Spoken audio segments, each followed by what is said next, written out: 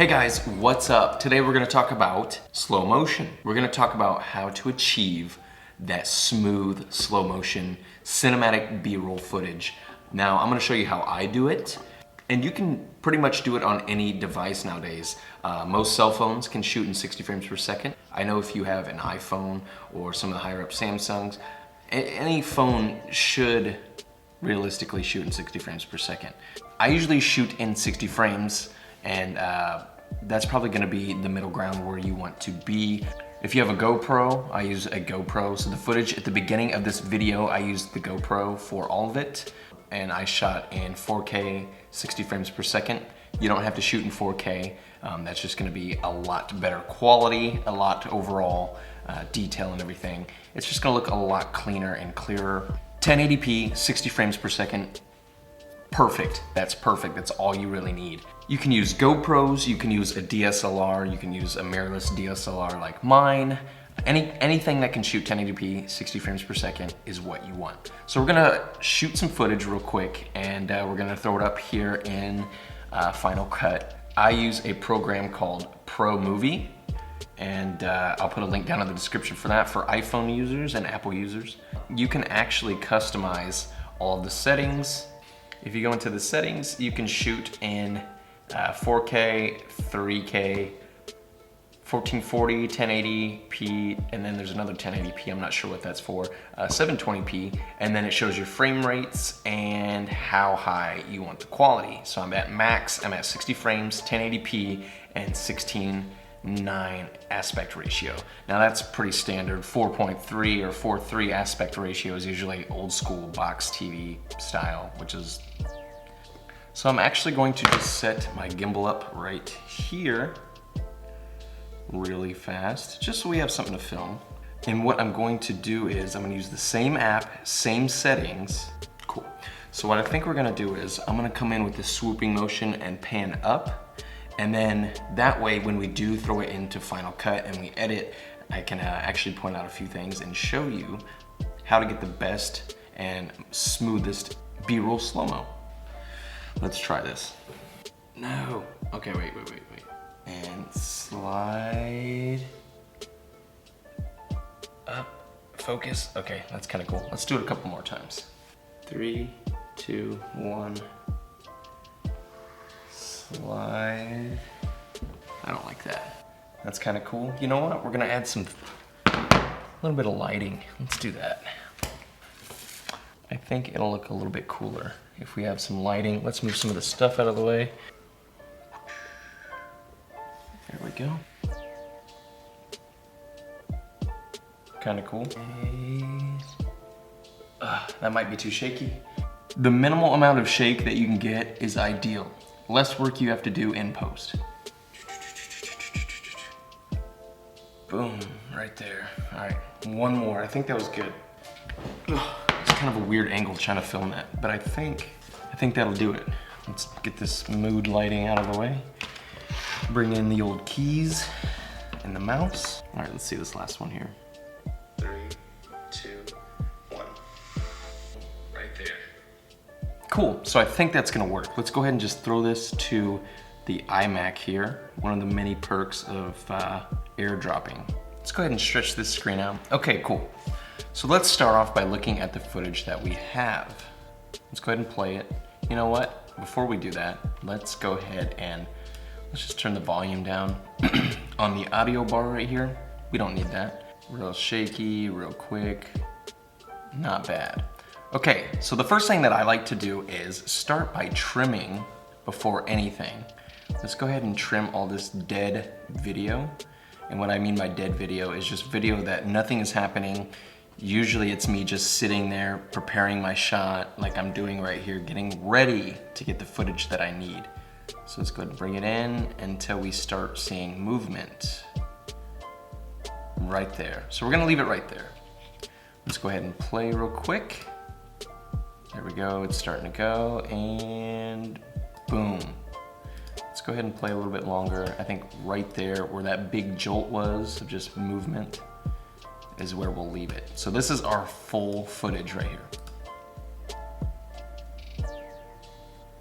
Little shaky, not bad. but we're gonna fix that. So to get buttery smooth B-roll footage, or just slow-mo B-roll footage, or slow-mo footage in general, this is what we're gonna do. We're in Final Cut Pro here. For starters, we're gonna click and highlight our video clip. We're gonna go to the speed settings here, and what I'm gonna go down to is custom.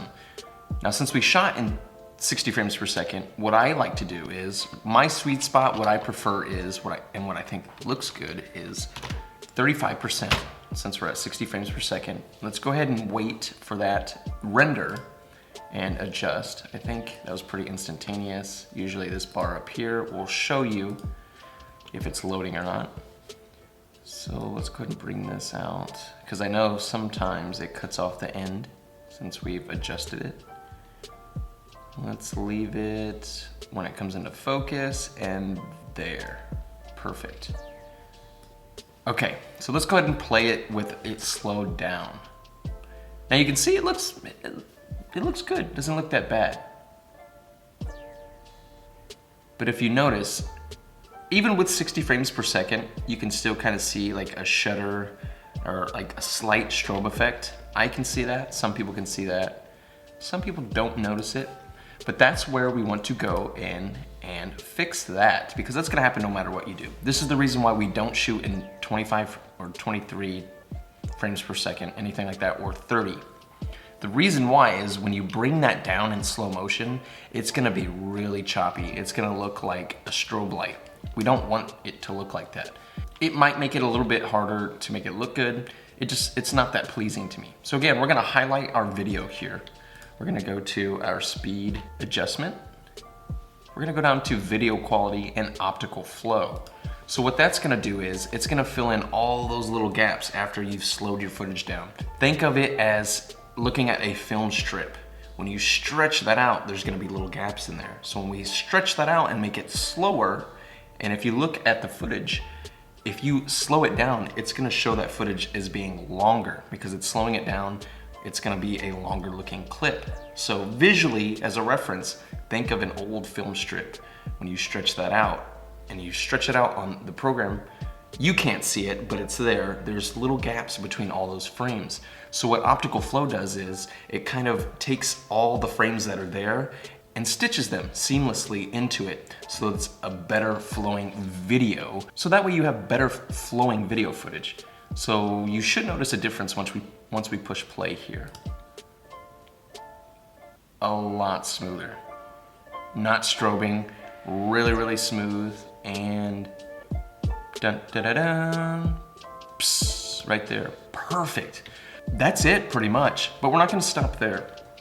Since I didn't really have good image stabilization on the phone or through the app itself, you can still see some shakiness.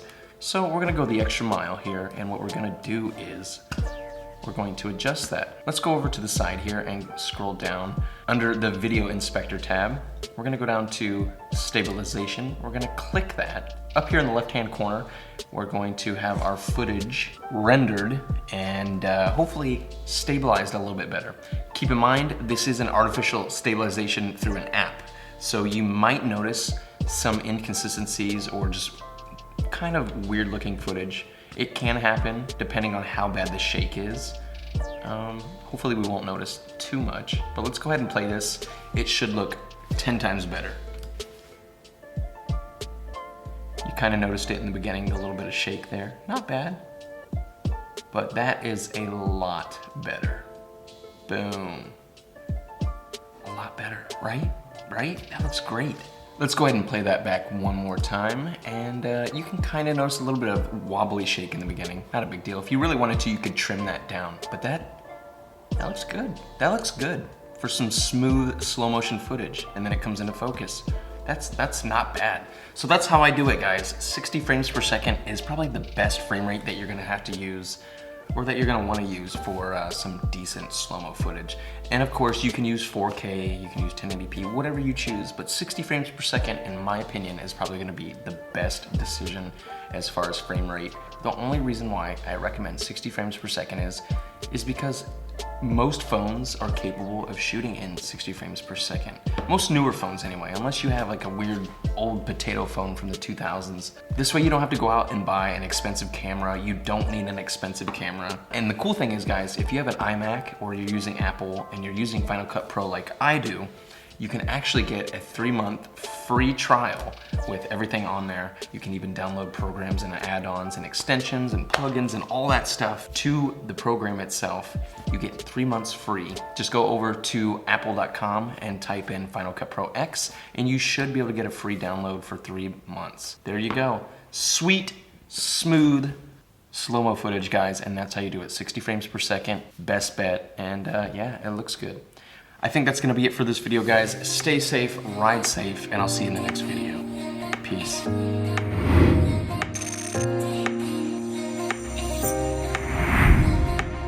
Should we leave all the takes in there? Like all the retakes? I don't know how many times I said that. Yeah, right? But.